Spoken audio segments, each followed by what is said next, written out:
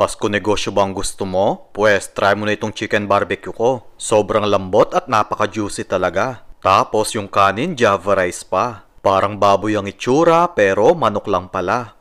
Ready na ba kayong magnegosyo kahit nasa bahay lang kayo? Kung ready na kayo, tara! Intro muna tayo. Kung bago ka sa channel ko, please click the subscribe button and the notification bell icon para ma-update kayo sa susunod nating mga video.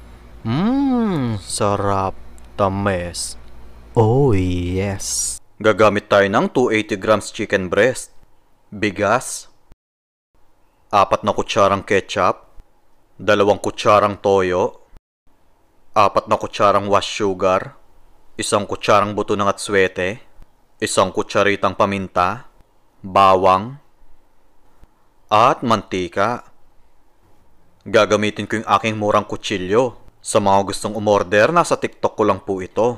Bale, hiwain lang natin sa gitna yung chicken breast. Depende sa inyo kung gaano kakapal ang gusto nyo. Pero wala nang mas kakapal pa sa kaibigan mo.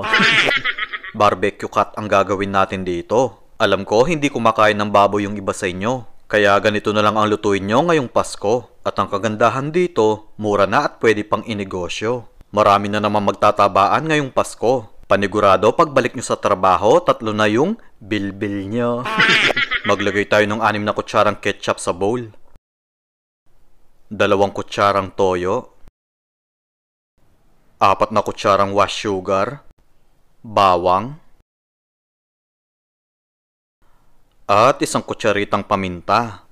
Haluin natin ito mabuti para matuno agad yung asukal natin. Maglagay lang tayo ng konting mantika dito. Ito kasi ang pangmamarinade natin sa manok nyo. Then, ilagay na natin yung chicken breast. Kayong bahala kung gaano karami ang iihawin nyo. Tapos, imamarinade ko lang ng overnight ito. Para kapit na kapit yung sangkap sa chicken breast ko. Magpainit tayo ng 2 kutsarang mantika. Next, igisa natin yung 1 kutsarang buto ng atswete. Bale, ito kasi ang pampakulay sa Java rice natin. Kailangan ganito maging kulay ng mantika nyo. So, okay na to. Tanggalin na natin yung mga buto. Next, magsayang na tayo ng bigas. Konti lang ang isasayang ko kasi sample lang naman ito. Depende kasi yan kung gaano karami ang ibebenta nyo. Maglagay tayo ng bawang. At asin pampalasa. At sweaty oil naman ang pampakulay niya. Ang kagandahan dito, hindi siya matrabaho kasi isasayang natin to.